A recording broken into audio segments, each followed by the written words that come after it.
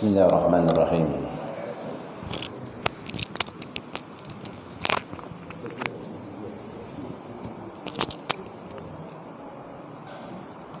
Assalamualaikum warahmatullahi wabarakatuh.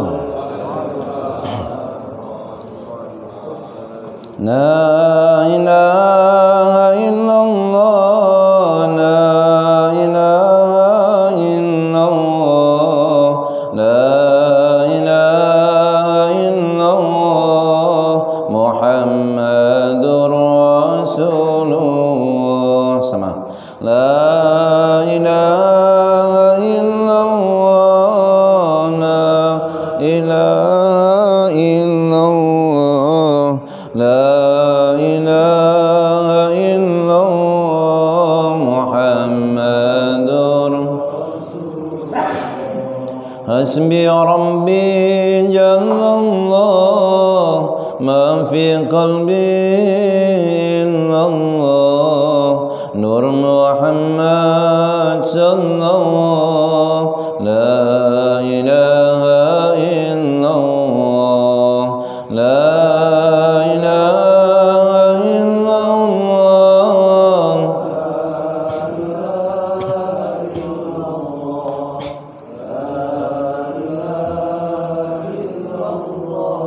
Muhammadur Rasulullah. Alhamdulillahi Rabbil Alamin. Nahmaduhu wa nasta'inuhu wa nastaghfiruh wa na'udzu billahi min shururi anfusina wa min sayyiati a'malina. May yahdihillahu fala mudilla lahu wa may yudlil fala hadiya lahu. Ashhadu an la ilaha illallah wahdahu la syarika lahu wa ashhadu anna Muhammadan 'abduhu wa rasuluh la nabiyya ba'dahu. Allahumma salli wa sallim wa barik ala sayyidina Muhammad wa ala alihi wa ashabihi ajma'in, amma ba'du.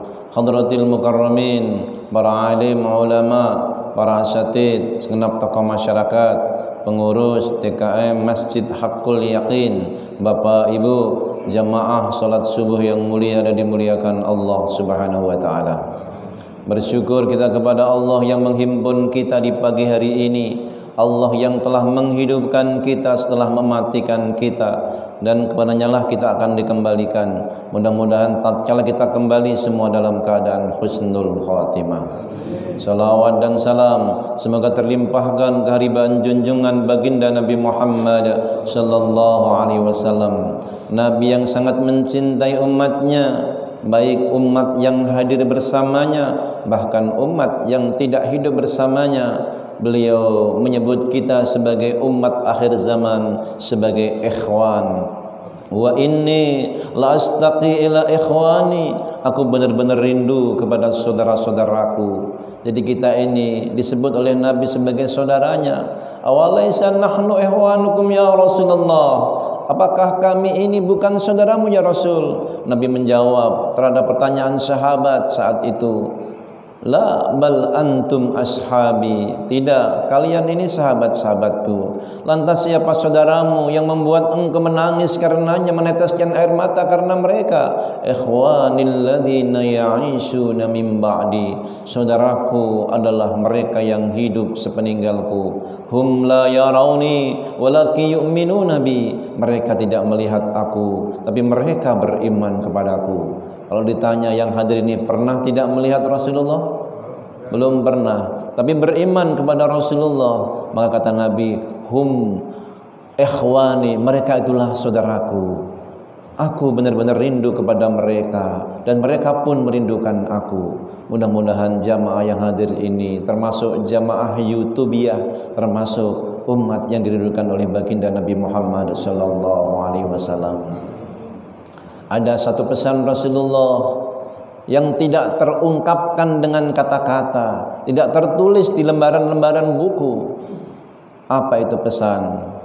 Pesan yang sungguh luar biasa, di mana hari terakhir di mana beliau hidup di dunia ini, sebelum beliau wafat, dipanggil menghadap Rabbnya di salat subuh. Saat itu Abu Bakar Siddiq yang menjadi imam, para sahabat menjadi makmum, berbaris dengan rapi, berdiri, ruku, sujud, duduk, dan Nabi membuka tirai dari kamarnya. Beliau tersenyum. Senyumnya ini ada makna yang luar biasa. Padahal beliau lagi sakaratul maut. 3 hari sebelumnya wudu pingsan, wudu pingsan, wudu pingsan. Tapi saat ini, saat hari terakhir beliau tersenyum. Senyum itu mengandung makna. Beliau bahagia, senang melihat barisan kaum muslimin yang sholat. Mereka tetap ruku, sujud. Walaupun Rasulullah enggak bersamanya, Abu Bakar yang menjadi imam.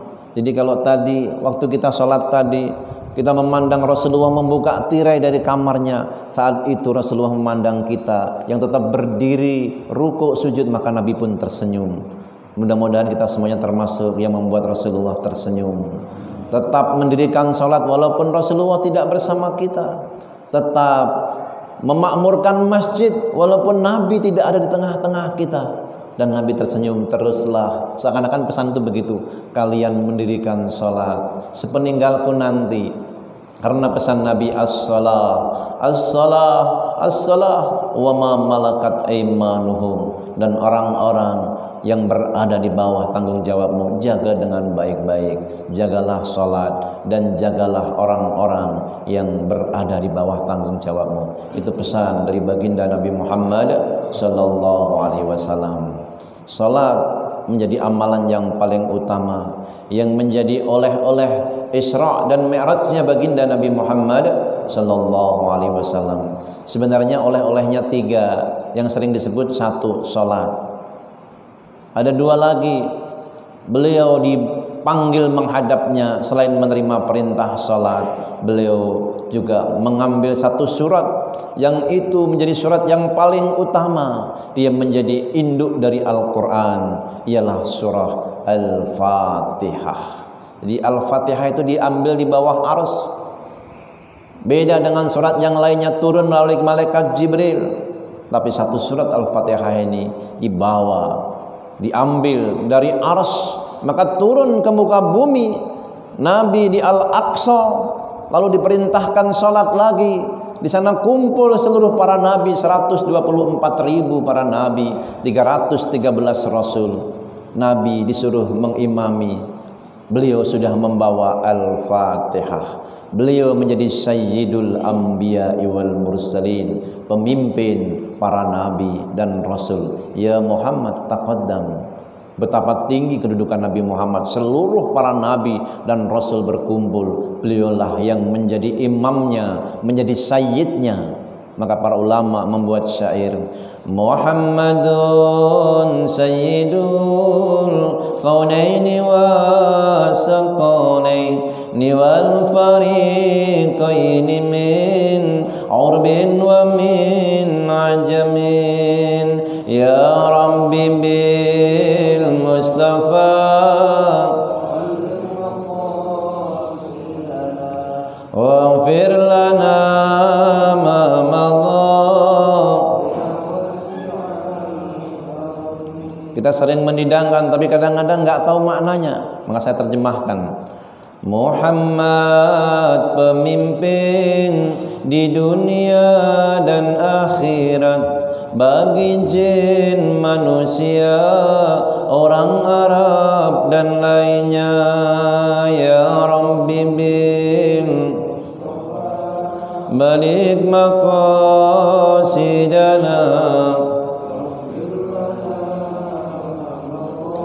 ya wasi'al karami. Kata sayyid untuk Nabi Muhammad juga bukan sebagai sesuatu yang bid'ah. Tadi malam pas saya mengadakan ta'lim Zoomiyah dengan kaum muslimin dari beberapa belahan bumi, ada yang dari Australia, ada yang dari Malaysia, dari Indonesia banyak. Nah, itu diantara yang bertanya, itu sholawat kok ditambah-tambah gitu. Itu bukan tambahan yang bid'ah, saya bilang. Kenapa? Nabi sendiri yang bersabda, hadisnya sahih, ana sayyidu waladi Adam aku ini adalah sayyid, tuan, pemimpin dari anak-anak Adam. Di beliau sendiri. Artinya apa? Yang menggunakan sayyidina boleh, yang enggak menggunakan sayyidina juga boleh dalam salawat. Yang enggak boleh itu yang enggak bersalawat. Enggak akan terbuka pintu hati, enggak akan terbuka pintu langit. Maka ketika Jibril ditanya, siapa yang bersamamu saat setiap pintu langit? Muhammad bin Abdullah. Apakah dia sudah diutus? Sudah lama kami menunggu. Bukakan pintu, terbuka pintu disebut Muhammad bin Abdullah. Maka setiap doa tidak akan diijabah kalau nggak dibacakan salawat untuk baginda Nabi Muhammad sallallahu alaihi wasallam. Al-Fatihah oleh yang kedua. Yang ketiga adalah akhir dari surah Al-Baqarah. 2 ayat terakhir.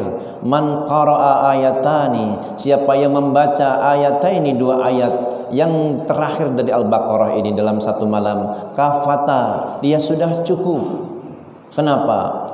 Itu adalah doa orang yang bertakwa. Kalau di awal Al-Baqarah berbincang tentang sifat orang yang bertakwa, hudal lil muttaqin alladzina yu'minuna bil ghaibi wa yuqimunas shalah wa mimma razaqnahum yunfikun, dan seterusnya sampai wa ulaika humul muflihun. Itu sifat orang-orang yang bertakwa. Ujungnya akhir Al-Baqarah adalah doa orang yang bertakwa.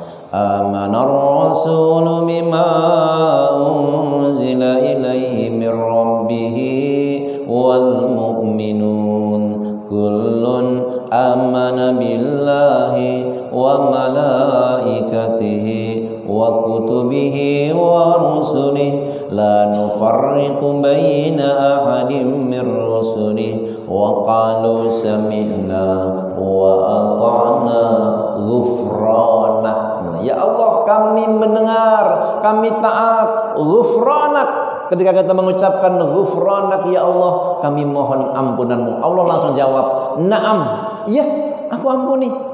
Jadi kita baca malam itu, ghufranak, ampuni kami ya Allah, na'am, iya, langsung dijawab. Cuman kita nggak mendengar. Tapi kalau qalbu kita nyambung usul kepada Allah, ada ketentraman. Iya, aku jawab, aku ampuni kamu. Ghufranaka Rabbana wa ilaikal masir. Dan semuanya akan kembali kepada Allah. Semua perkara, semua urusan.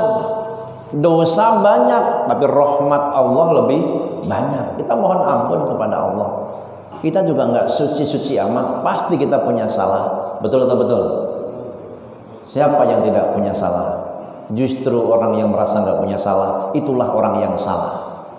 Fala tuzakku anfusakum, kata Allah, jangan kamu merasa suci. Wa huwa a'lamu biman ittaqa. Dialah yang paling tahu siapa yang paling bertakwa. Maka Nabi menghadap Allah itu justru di saat yang tertinggi. Walaqad ra'ahu nazlatan ukhra inda sidratil muntaha inda jannatul ma'wa. Inda sidratil muntaha, di sidratul muntaha beliau sujud merendahkan serendah-rendahnya.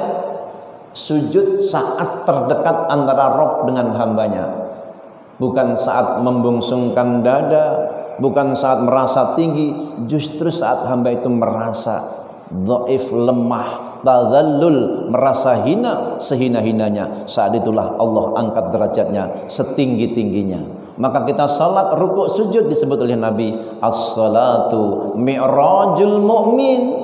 Salat adalah mi'rajnya orang yang beriman. Ketika hamba ini merendahkan diri serendah-rendahnya, justru diangkat oleh Allah. Tapi ketika dia mengangkat diri setinggi-tingginya, itu perilaku iblis. Ana khairum minhu, aku ini lebih baik. Ana a'lam, aku lebih berilmu, aku lebih banyak zikirnya. Fama yakunu laka an tatakabbaru fiha, kata Allah, tidak pantas kamu takabur di surga. Padahal Azazil ini dulu pemegang pintu surga, kunci surga yang megang dia. Tapi karena dia takabur, fama yakunu laka an tatakabbaru fiha, enggak pantas kamu takabur di surga. ihbit minha, kamu keluar dari surga. Fa innaka rajim, kamu terlaknat. Untuk iblis terlaknat karena sombong, merasa dia lebih baik. Ana khairum minhu, merasa dia yang terbaik, yang teraklam, yang paling tahu. Maka tidak pantas hamba-hamba begitu menghadap Rabbnya. Maka kita salat, ruku, sujud, merendahkan diri serendah-rendahnya. Saat itulah Allah angkat derajat hamba ini setinggi-tingginya ketika kita merendahkan diri serendah-rendahnya. Ghufranaka Rabbana wa ilaikal masir. La yukallifullahu nafsan illa wus'aha, laha ma kasabat wa 'alaiha maktasabat. Rabbana la tu'akhidna in nasina aw akhtana. Naam, ya Allah, jangan Engkau siksa kami kalau kami lupa atau tersalah. Kesalahan-kesalahan kita itu kadang-kadang karena lupa, ada karena yang memang tidak tahu. Kita berbuat salah karena kita tidak tahu. Ya Allah, jangan Engkau siksa kami. Allah langsung jawab itu, naam, iya, aku nggak akan menyiksamu, kata Allah. Naam. Dalam tafsir Ibnu Katsir bisa dibaca itu. Tafsir itu bil maksur, tafsirul Quran bil Quran wal Quran bis sunnah. Tafsir terbaik. Quran dengan Quran, Quran dengan sunnah, penjelasan dari baginda Nabi Muhammad sallallahu alaihi wasallam. Saya ini hanya penyambung lidah, itu yang disampaikan Nabi. Jadi kalau Bapak mendengar tadi kata-kata tadi, itu bukan kata saya, itu kata Nabi yang saya sampaikan. Naam, kata Allah, sebagaimana disampaikan oleh Nabi. Rabbana wa la tahmil alaina isran kama hamaltahu 'alal ladzina min qablina. Ya Allah, jangan Engkau bebankan kepada kami beban yang begitu berat sebagaimana orang-orang sebelum kami.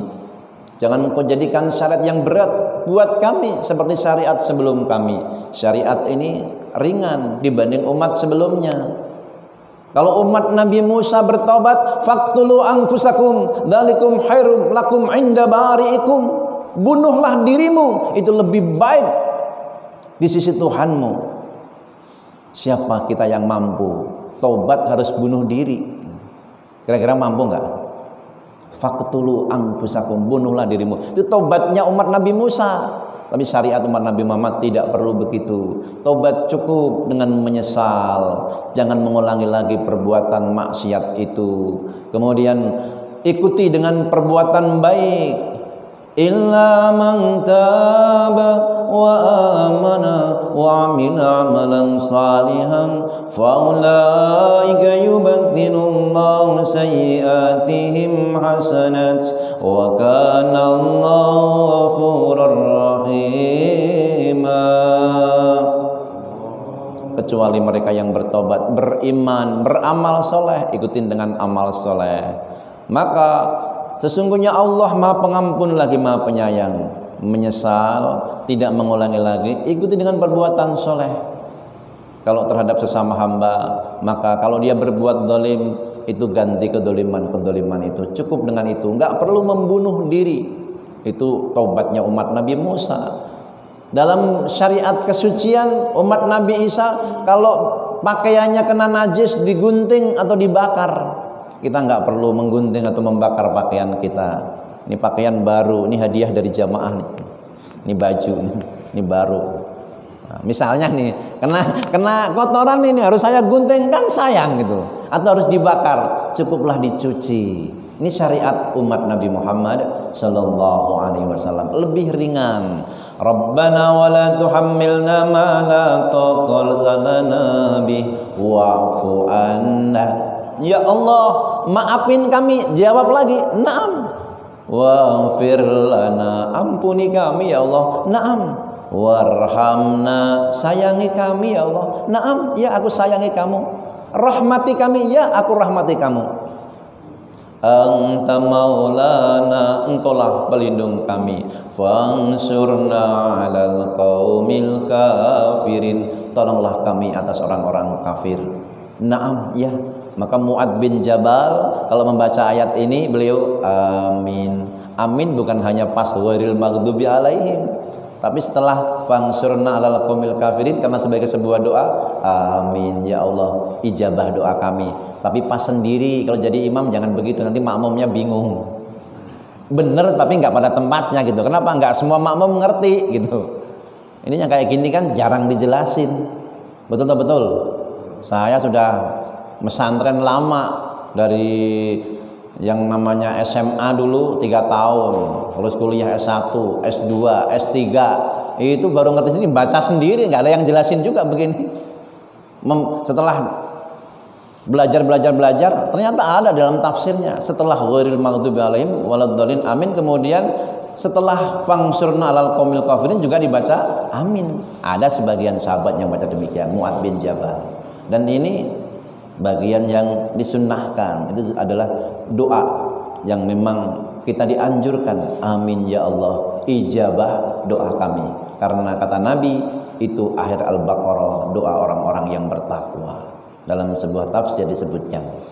Nah, kembali lagi. Jadi oleh-olehnya tadi 3. Nah, dalam salat itu ada pelajaran-pelajaran permintaan jamaah kemarin ini.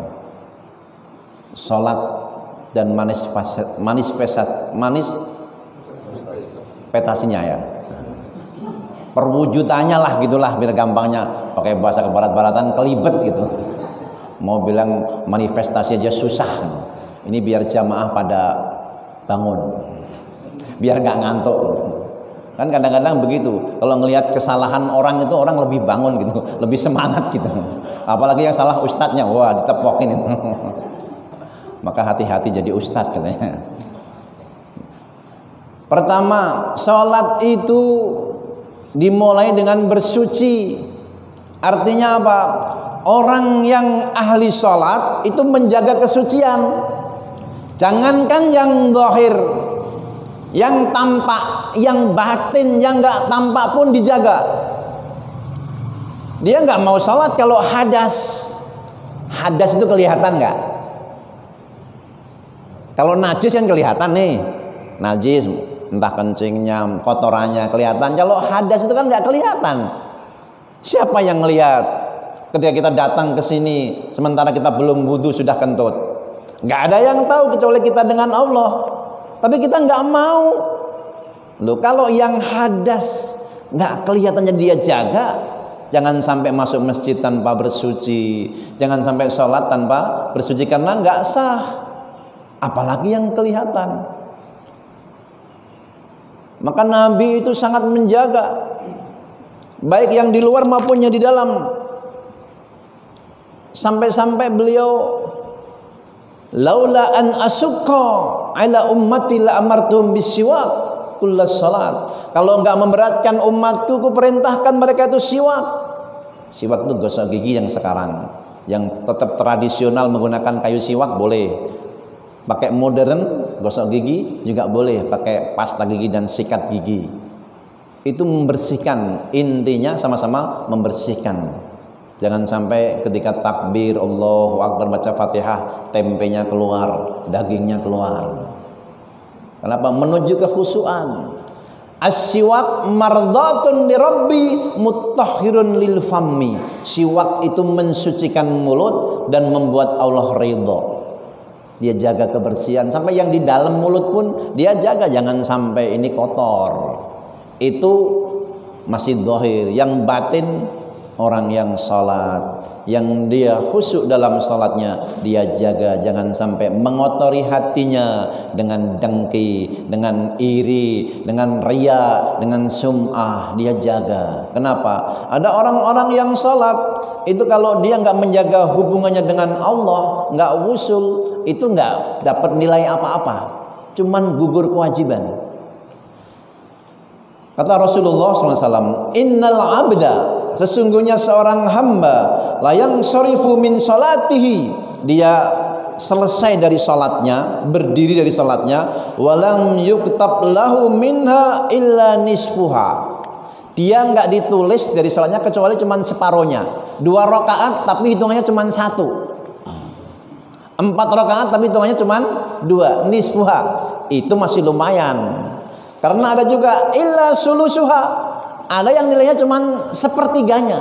3 rakaat salat maghrib cuman dapat 1. Itu juga masih lumayan, karena ada illa rubuha, ada yang sholat dihitung cuman 1/4-nya, rubu, jadi 4 rakaat cuman dapat 1.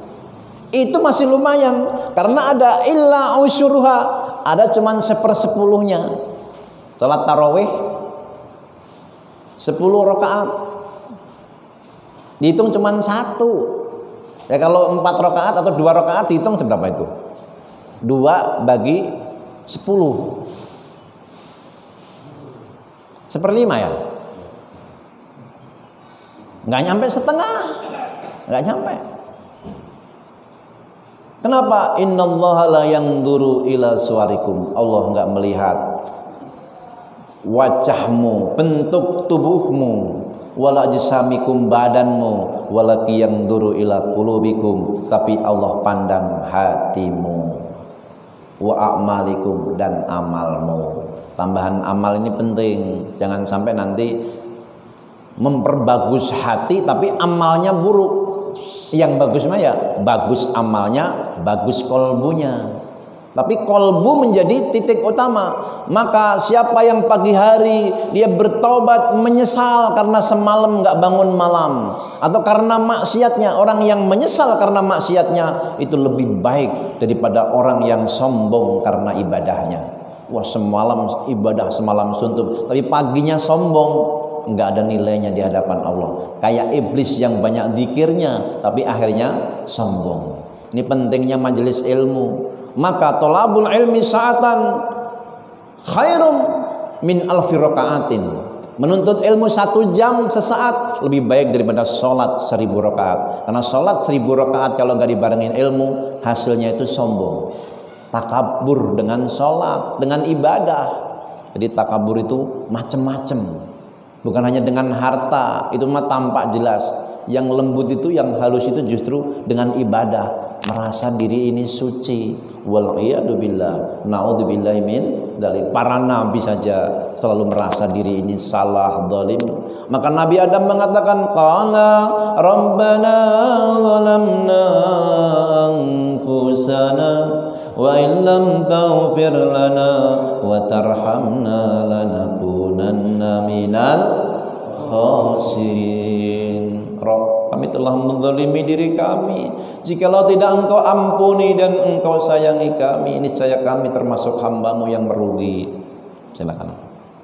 Pun Nabi Yunus alaihissalam mengatakan, la ilaha illa anta subhanaka inni kuntu minal zalimin. Tiada Tuhan melainkan Engkau, Maha suci Engkau, sungguhnya diriku termasuk hamba-Mu yang zalim.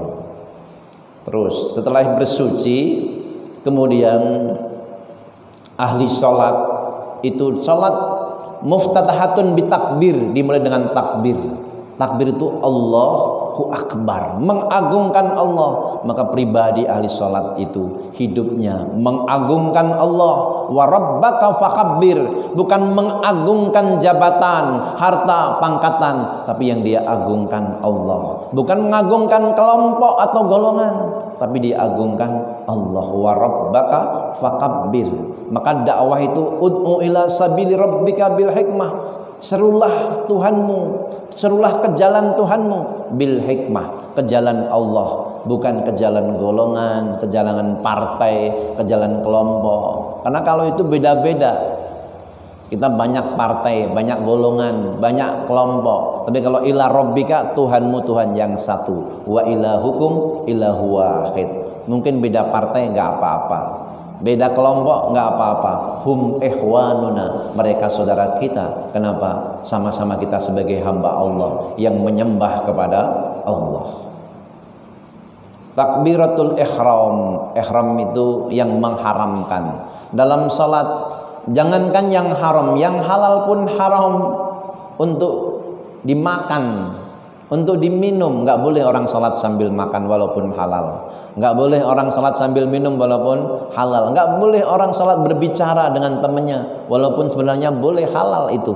Terus dia hanya untuk Robnya, bermunajat kepada Robnya, berbincang kepada Robnya. Nggak boleh berbincang terhadap sesama. Kalau menjaga yang halal aja bisa dijauhi, apalagi yang haram dia jauhi. Takbiratul ihram mengajarkan itu. Salat juga nggak akan sempurna tanpa tumakninah. Sekurang-kurangnya tumakninah itu ketika dia ruku, sujud, membaca tasbih subhanallah, subhana rabbiyal a'la, subhana rabbiyal azim. Boleh ditambahkan subhana rabbiyal a'la wa bihamdi, boleh, ada riwayat itu. Sebagian ulama juga mengajarkan itu, banyak dari kecil kita diajarkan itu. Subhana rabbiyal a'la wa bihamdi. Boleh juga doa yang lain, subhanakallahumma wa bihamdika Allahumma ghfirli. Nabi ajarkan itu. Cuman itu jarang dipakai. Subhanakallahumma rabbana wa bihamdika Allahumma ghfirli. Maha suci Engkau ya Allah, Maha suci Engkau, segala puji bagimu ya Allah, ampuni dosa-dosaku. Ini bisa dipakai ketika ruku maupun sujud. Pencuri yang paling dibenci Allah adalah pencuri sholat. Bagaimana pencuri sholat? Dia ruku sujud tapi nggak sempurna rukunya maupun sujudnya. Allahu Akbar, Allahu Akbar, Allahu Akbar. Cepat itu sholatnya. Tapi dia bernilai olahraga doang. Ya tapi lebih baik daripada nggak sholat. Bukan masalah itu gitu. Kalau buat anak-anak latihan dipahami. Tapi udah bapak-bapak, udah tua-tua kok masih begitu. Nah ini yang nggak bisa dipahami gitu. Dan nggak boleh dilanjutkan. Kalau sudah menuntut ilmu harus berusaha.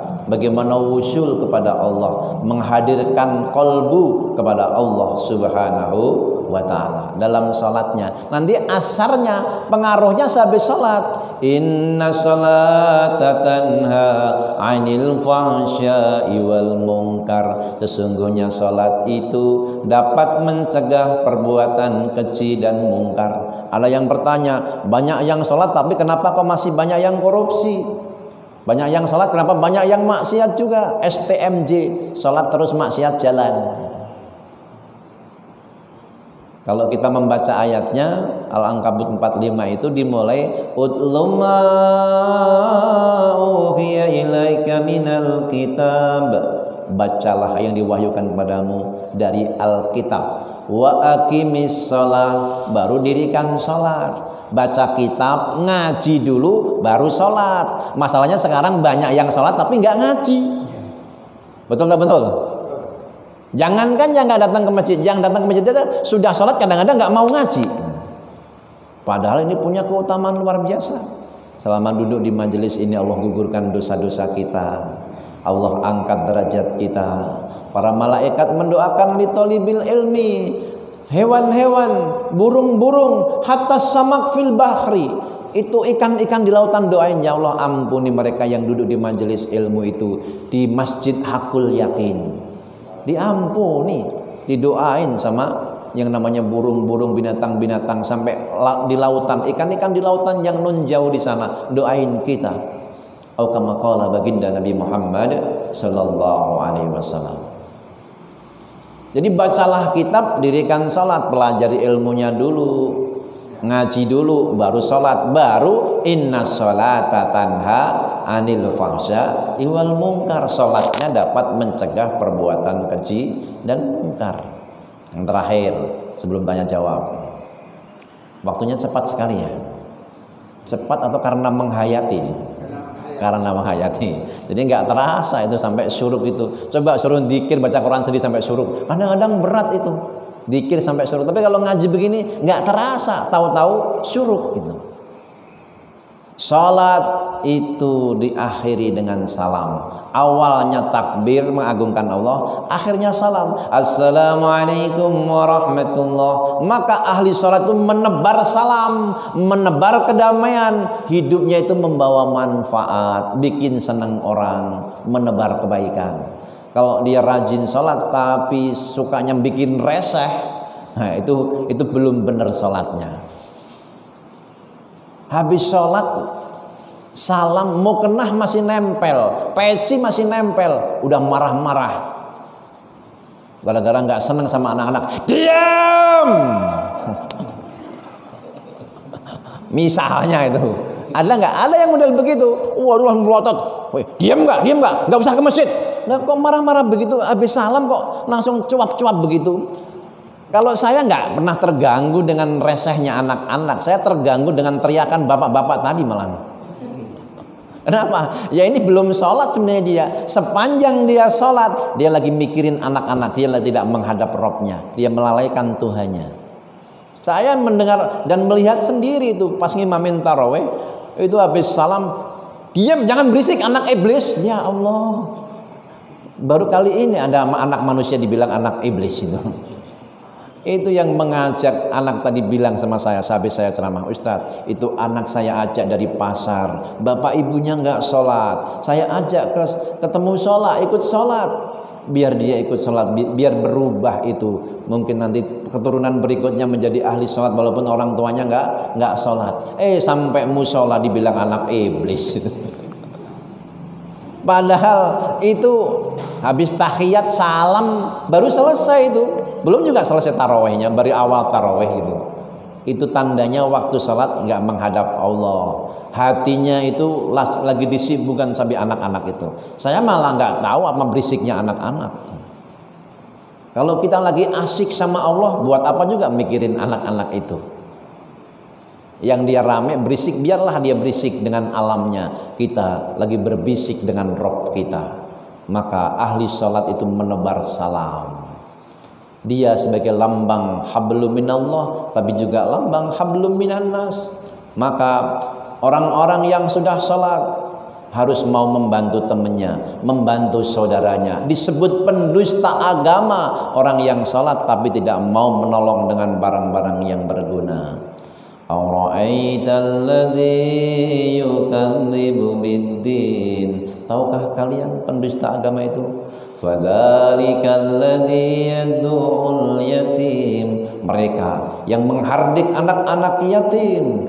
Wala yahuddu ala ta'amil miskin. Mereka tidak mau mendorong, memotivasi memberi makan orang-orang miskin.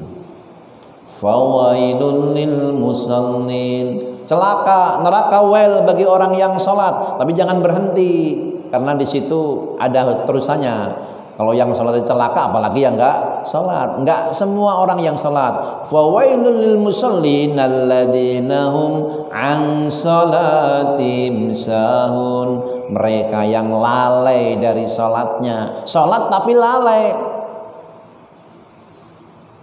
Dia sholat lalai itu yang seperti apa? Jangan juga dipahami sendiri. Kalau sholat enggak khusyuk, kita banyak yang enggak khusyuk juga. Apa kita yang celaka? Bukan begitu maknanya.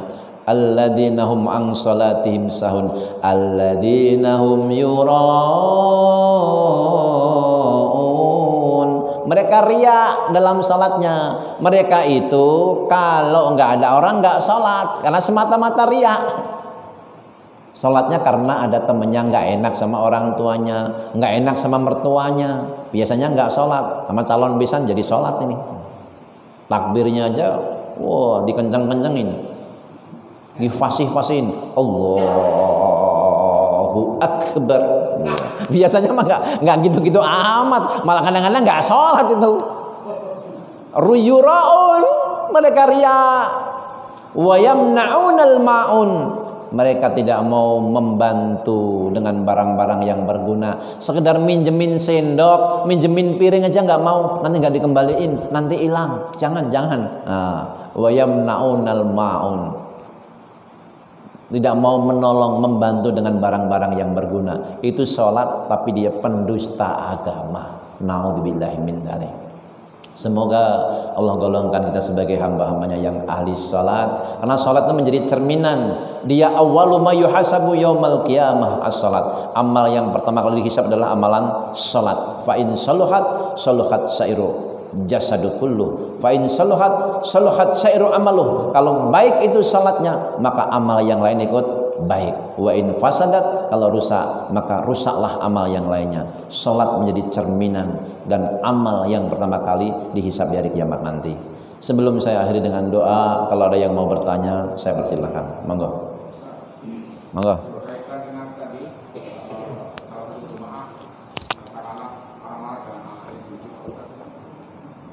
Bagaimana kita terhadap orang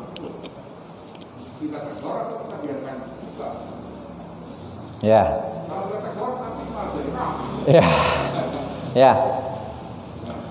Jadi anak yang berisik juga nggak dibiarkan sih, dinasihati dengan baik. Tapi negur dengan kayak gitu juga nggak pas juga gitu. Jadi ambil tengah-tengah lah, dibiarkan aja juga nggak benar juga, kasih tahu. Sampai di situ aja, ngasih tahu aja. Bagaimana terhadap orang yang tadi, yang teriak-teriak?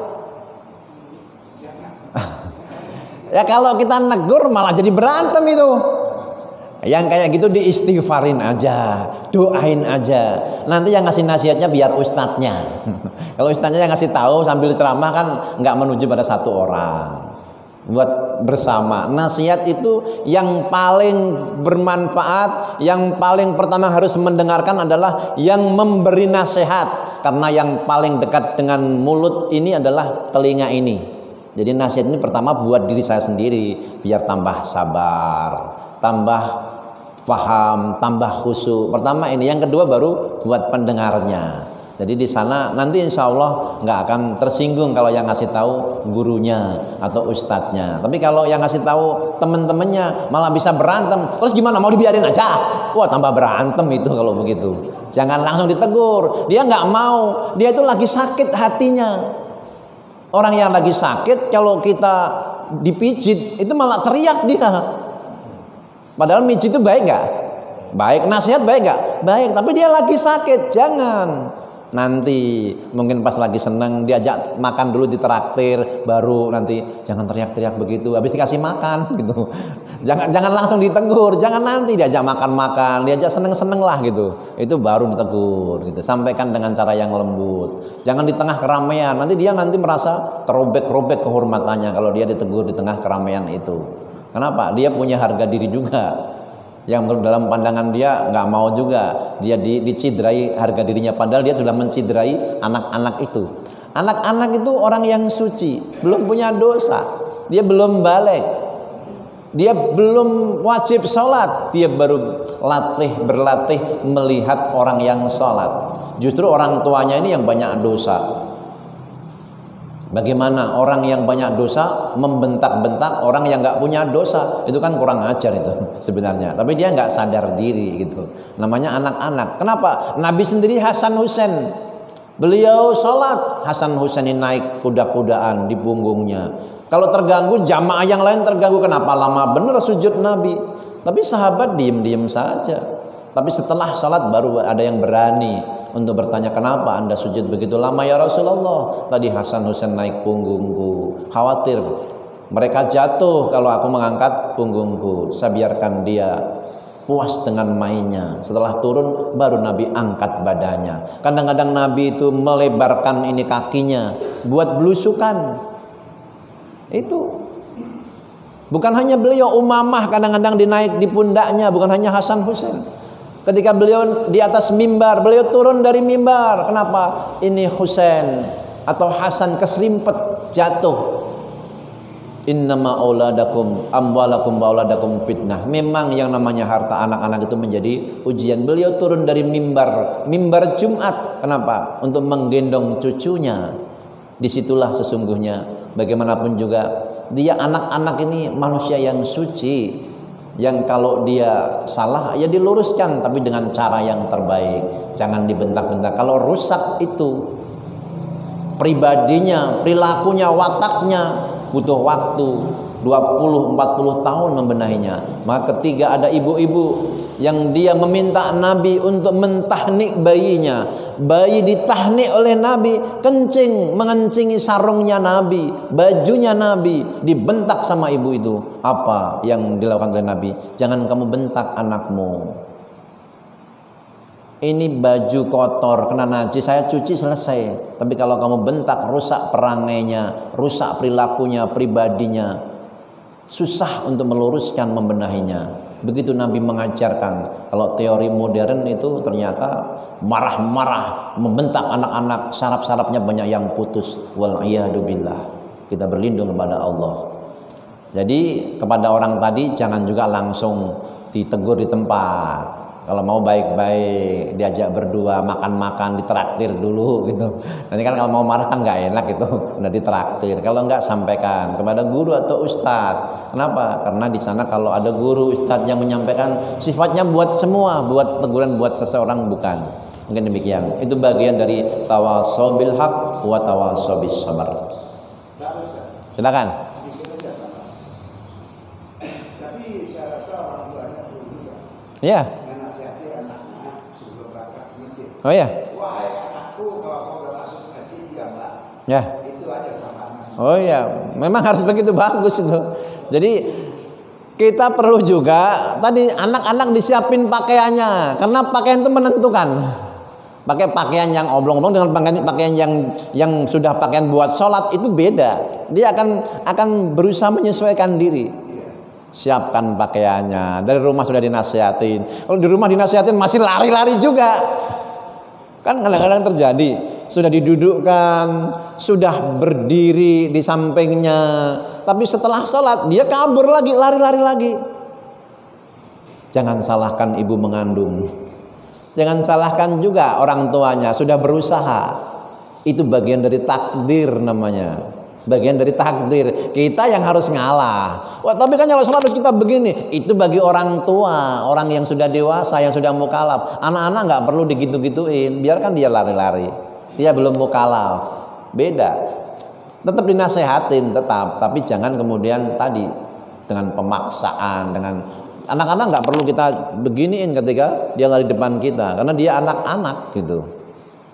Tapi kalau yang orang tua wajib kita beginikan, jangan sampai. Itu pelanggaran itu sesungguhnya besar risikonya di hadapan Allah. Bagi anak-anak nggak sholat juga nggak dosa. Maka sebagian masjid itu ditulis itu di bawah 13 tahun atau yang belum balik nggak boleh ke masjid. Tapi nggak pas-pas amat sih itu. Itu karena saking menjaga karpetnya yang tebel, jangan sampai kotor. Akhirnya anak-anak ini terputus dari pergaulan masjid. Itu nggak pas juga menurut saya. Biarlah dia melihat orang tuanya sholat. Dia menjadi penerus. Kan kita senang melihat anak-anak kita ruku, sujud. Anak yang baru 4 tahun sudah belajar sholat. Kalau dia sholat, Abi tadi aku sholat. Dia laporan sama abinya. Baru belajar sholat. Memang anjuran Nabi kalau udah 7 tahun, tapi bukan nggak boleh dari awal tahun. Ibnu Mas'ud itu 6 tahun sudah menjadi imam. Kenapa? Dia ahlul Quran. 6 tahun. Orang sekarang kan kadang-kadang salah itu. Dia belum nikah udah jadi imam. Lah imam itu nggak harus nikah dulu. Aqra'uhum yang paling ahli Quran, afqahuhum yang paling faqih. Yang sudah nikah itu ya berikutnya nanti gitu. Karena dia lebih sempurna, lebih terjaga biasanya. Tapi Diutamakan nanti belakangan. Tapi yang ahli Quran dulu, yang ahli fikih dulu. Ini bacaannya belepotan, mentang-mentang udah nikah. Ya kalau yang udah nikah lebih duluan, yang istrinya banyak yang jadi imam. Tapi kan gak gitu juga kan rumusnya gitu loh. Ini kadang-kadang salah memprioritaskan gitu loh. Baik, jadi benar itu harus dikasih tahu dari rumah, dinasehatin. jadi bukan seluruhnya anak yang bersalah. Maksud saya begitu. Bukan anak itu yang bersalah. Ya. Tapi kebanyakan salah orang tuanya yang mendidik. Jangan salahkan orang tuanya yang mendidik juga. Karena itu memang ujian buat semua. Kenapa? Apa salahnya Nabi Nuh? Apa kurangnya Nabi Nuh? Tapi anaknya Kanaan tidak mau masuk kapal. Ada Ham, ada Syam, ada Yafis mau masuk kapal. Tapi yang ini, yang Kanaan ini nggak mau. Nah, maka unduru bi'ainir rahmah, lihatlah, pandanglah anak itu dengan pandangan kasih sayang, sebagaimana Nabi memandang umatnya dengan kasih sayang. Loh, kayak apa Nabi itu bukan hanya dikerecokin sholatnya, ditaruh kotoran di sini. Kotoran unta, kalau beli sembelih kotorannya taruh di sini, lagi sujud taruh di kepalanya. Menangis Fatimah. Suku Taif 7 kilo melempari Nabi dengan batu dan kotoran. Apakah Nabi murka kepada mereka? Ainur rahmah, pandangan kasih sayang. Bahkan ditawarkan oleh malaikat Jibril dan malakul Jibal, biarlah mereka aku binasakan. La ya malakul jibal, jangan lakukan.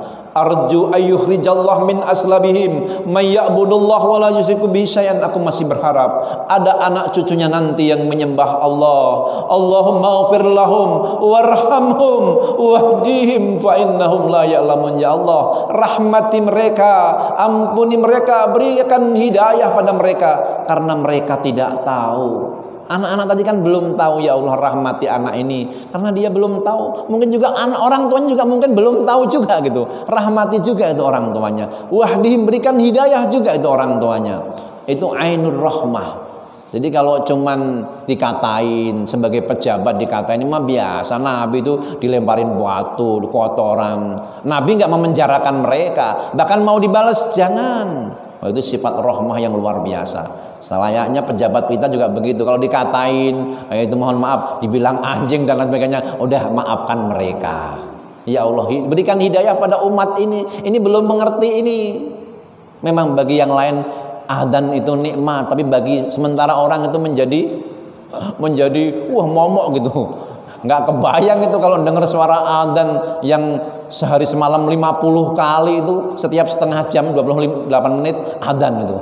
Apa nggak puyeng itu? Kalau nggak menganggap itu sebagai gangguan gitu loh. Sebagian ada yang terganggu, memang ada. Kalau adzannya nggak bagus. Kalau adzannya waktu subuh tadi bagus nggak tuh? Wah, bagus itu. Kalau itu mah enak itu mah gitu. Kalau kayak gitu terganggu juga, wes nggak usah hidup itu.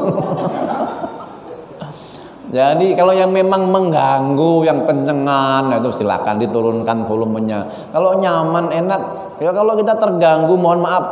Ini sudah waktunya subuh, seharusnya bangun kok nggak bangun, terganggu tidurnya. Ya itu yang salah hidupnya itu mah kalau begitu mah. Memang waktunya bangun kok. Waktunya adzan kan waktunya bangun. Kok terganggu gitu? Nggak pas. Yang terganggu itu dia pindah. Pindah. Pindah dari tempat orang adzan. Ya, ke tengah hutan gitu ya. Ya yang jauh dari mik gitu. Yang memang kalau di luar negeri itu, kalau di Hong Kong, di Singapura itu adzan cukup di dalam masjid. Tapi itu orang-orang yang kafir. Tapi kalau komunitas muslim biarlah dia keluar. Irfa'u, tinggikan suara adzan kata Nabi. Kenapa? Itu sebanyak orang yang sholat, sebanyak yang mendengar, tumbuh-tumbuhan, hewan-hewan, itu semua doain muadzin. Setelah itu Nabi pun doain, Allahumma ighfir lil muadzin, ampuni dosa orang yang adzan. Setelah itu yang mendengarkan pun kalau dia mau jawab adzannya mendapat pahala sebanyak orang yang adzan itu. Sampai jatuh mic-nya. Itu yang dengerin tadi, yang menjawab Allahu Akbar, Allahu Akbar, ngikutin itu pahalanya sebanyak orang yang adzan. Yang adzan itu pahalanya sebanyak orang yang sholat. Kemudian didoain itu oleh pohon-pohon, jamadat, sampai makhluk yang kita anggap nggak bernyawa, batu-batu itu pun doain. Itu kan karena pandangan ilmu apa itu? Ilmu pengetahuan alam aja. Batu itu ngucapin salam sama Nabi, ngucapin salam sama Nabi Daud. Batu itu kayaknya ini keramik ini diem, dia lagi seneng, dia kita sujud dia seneng. Itu tembok yang buat nyandar itu seneng itu. Apalagi yang nyandar lebih seneng lagi, itu seneng dia. Kita nggak tahu aja senengnya dia gitu. Kita nggak tahu. Kalau tahu, walakin la ta'lamuna tasbihahum, kata Allah, kamu nggak tahu tasbih mereka. Baik, mudah-mudahan dapat dipahami ya. Terakhir nah, ya. Pertanyaan, adakah selain itu nasihat Rasulullah itu membacakan ayat-ayat di hari-hari tertentu setelah sholat, misalnya kayak kita tadi baca al-Waqiah, kalau subuh, misalnya ada juga kalau baca al-Mulk itu setiap malam, misalnya kisah kan, bahkan dihindari dari kisah tidur. Jadi bagaimana itu? Apakah ada sehingga ada oleh-oleh buat kita ini? Oh iya. Jadi tentang amaliyah, bacaan-bacaan Al-Quran, surat-surat tertentu, apakah Nabi menganjurkan? Memang ada beberapa riwayat tentang itu.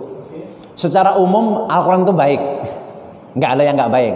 Waman asdaqu minallahi qila, tidak ada yang lebih baik, yang lebih benar, yang lebih sahih daripada firman Allah.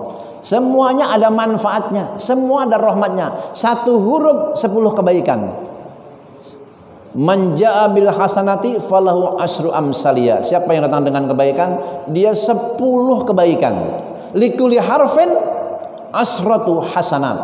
Likulli harfin hasanat. Setiap satu huruf satu kebaikan. Walikulli hasanatin bi asri amsalihah. Setiap kebaikan tadi dilipat gandakan 10 kali lipat. Itu satu hurufnya. Ayat manapun, surat manapun, tapi ada surat-surat tertentu memang Nabi membaca walaupun bukan menjadi kewajiban. Misalnya sholat Jumat baca sabihi sama hal ataka, tapi bukan menjadi kewajiban. Jangan juga imam ditegur baca surat yang lain, karena ada orang yang kalau membaca surat hal ataka hadisul ghasiyah itu suka muter-muter gitu, sehingga dia nyaman dengan surat yang lain. Setiap orang itu diberikan kenikmatan baca surat tertentu, ayat tertentu. Model Umar baca satu ayat diulang-ulang semalam tapi nangis, sehingga Umar itu sininya keluar karena warnanya hitam itu. Kenapa? Air matanya meleleh. Dia baca satu ayat tapi diulang-ulang. Tapi modelnya Utsman semalam itu 2 rakaat, tapi 1 rakaat 15 juz. Sehingga semalam hatam. Itu modelnya Utsman.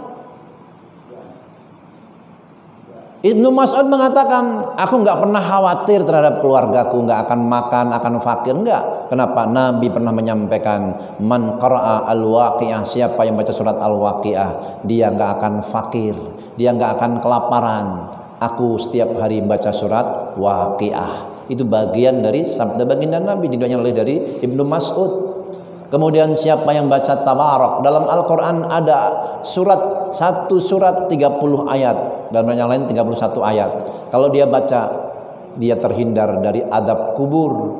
Maka siapa yang baca surah tabarak, Al-Mulk, setiap hari dia akan dibebaskan dari adab kubur. Dalam riwayatnya disebutkan, hamba yang berbuat salah, salahnya jadi keburukan, dia punya maksiat dari keburukan, malaikat akan menyiksanya, tapi tabarok ada dalam tubuhnya. Jangan kau pukul aku ada dalam tubuhnya. Malaikat pun akhirnya mundur karena ada tabarok dalam tubuhnya. Lalu malaikat menghadap Rabbnya, ya Rabbi, ya Rabbi. Tabarok membela jasad si fulan. Kalau begitu panggil tabarok, panggillah tabarok. Tabarok pun dipanggil menghadapnya. Ketika itu ada dialog, dan setelah itu, kenapa engkau membelanya? Ya Rabbi, ya Rabbi. Dia setiap hari membaca aku menemaninya di alam kubur karena dia menemani aku ketika hidup di dunia. Kalau begitu, kata Allah, terserah tabarok mau membela hamba ini atau membiarkan. Kalau membiarkan hamba ini disiksa, niscaya akan disiksa. Tapi kata tabarok, aku lebih senang untuk membelanya karena dia membersamai aku ketika hidup di dunia. Aku ingin menemaninya dia. Sampai kapan? Sampai menghadap Allah di hari kiamat nanti. Tabarok membelanya. Ketika seseorang anak kehilangan ibunya, dia memasukkan ibunya ke liang lahatnya sampai 3 hari masih wangi bau tangan itu, masih wangi. Jadi tangan-tangannya disentuh ini sesungguhnya ada wangi yang bukan wangi jasmani, wangi rohani.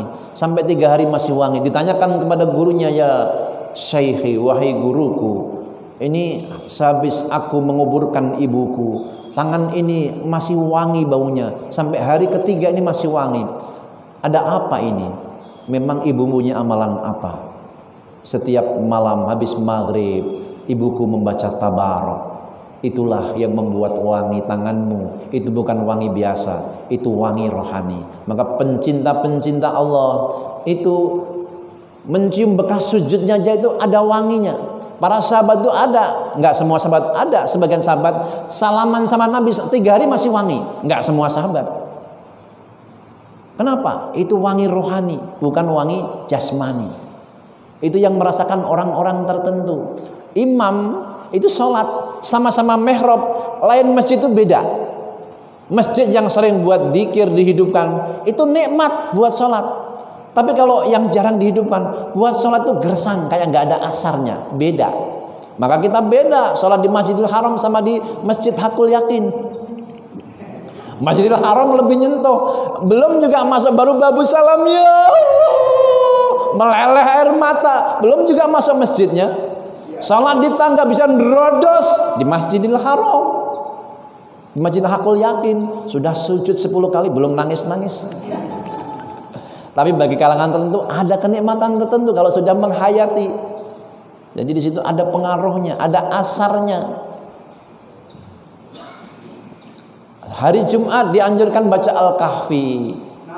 Siapa yang baca Al-Kahfi, ya minimal 10 ayat pertama sama terakhir. Kalau bisa keseluruhan, dia terhindar dari fitnah Al-Masih Dajjal. Ketika dia membaca Al-Kahfi, bagaimana kalau di luar Jumat? Boleh. Jangan, saya nggak sepakat dengan Ustadz yang mengatakan membaca surat tertentu itu bid'ah. Saya nggak sepakat. Itu bagian dari amaliyah, namanya wirid. Ada wirid dzikir, ada wirid bacaan Quran.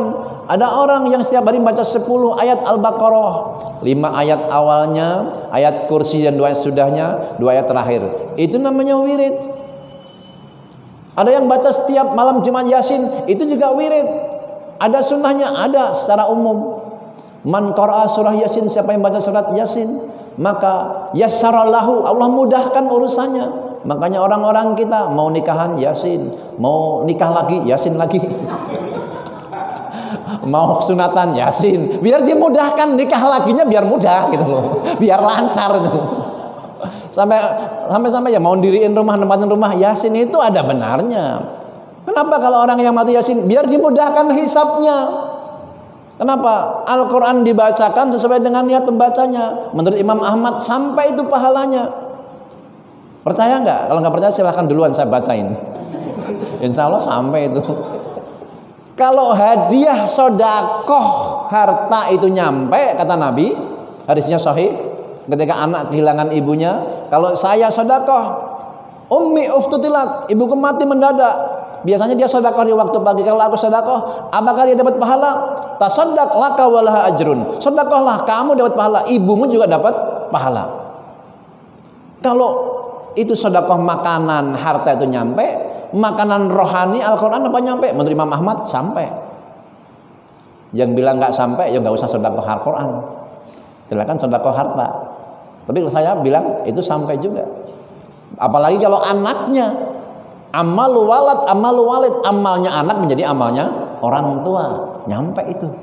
Jadi tentang amaliyah sama, termasuk Al-Baqarah. Siapa yang baca Al-Baqarah, rumahnya nggak akan dimasukin setan. Baca Al-Baqarah 3 hari nggak dimasukin setan itu. Al-Baqarah keseluruhan. Kalau 2 ayat tadi cukup mencukupi malam itu. Kalau 10 ayat cukup hari itu. Tapi kalau Al-Baqarah keseluruhan 3 hari nggak akan kemasukan itu. Nah, jadi di situ banyak amaliyah. Nanti mungkin waktu khusus lah tentang keutamaan surat-surat, ayat-ayat. Itu sesungguhnya memang ada. Jadi secara umum itu memang Al-Quran itu menjadi syifa, obat, rahmat. Tetapi ada yang memang surat-surat khusus yang Nabi sebutkan, kayak yang tadi diantaranya Al-Kahfi, Tabaron. Nabi kalau salat subuh baca Al-Hadid misalnya. Tapi kalau di sini di masjid ini subuh baca Al-Hadid sampai selesai, insya Allah makmumnya pada lihat gitu. Selain memang imamnya belum hafal juga gitu. Baik, kita lanjutkan dengan berdoa dan munajat. Tidak terasa sudah 6:30 nih. A'udzubillahi minasyaitonirrajim. Bismillahirrahmanirrahim. Alhamdulillahirabbil alamin. Allahumma shalli ala sayyidina Muhammad wa ala alihi wa ashabihi ajmain. Ya Allah ya Karim, ya Rahman ya Rahim, ya Qawi ya Hakim ya Dzal Jalali wal Ikram. Allahumma inna ala dzikrika wa syukrika wa husni ibadatik. Ya Allah, tolonglah kami supaya kami menjadi hamba yang senantiasa berzikir kepadamu, selalu bersyukur kepadamu, beribadah dengan sebaik-baiknya kepadamu. Ya Rabb, ampun semua dosa-dosa kami, dosa dan salah kedua orang tua kami, guru-guru kami, orang-orang yang telah berbuat baik pada kami, kaum muslimin dan muslimat, baik yang masih hidup maupun yang sudah wafat. Ya Allah, jadikan negeri ini baldatun thayyibatun wa rabbun ghafur. Rabbana atina fid dunya hasanah wa fil akhirati hasanah wa qina adzabannar. Subhana rabbika rabbil izzati amma yasifun wa salamun alal mursalin walhamdulillahi rabbil alamin. Assalamualaikum warahmatullahi wabarakatuh.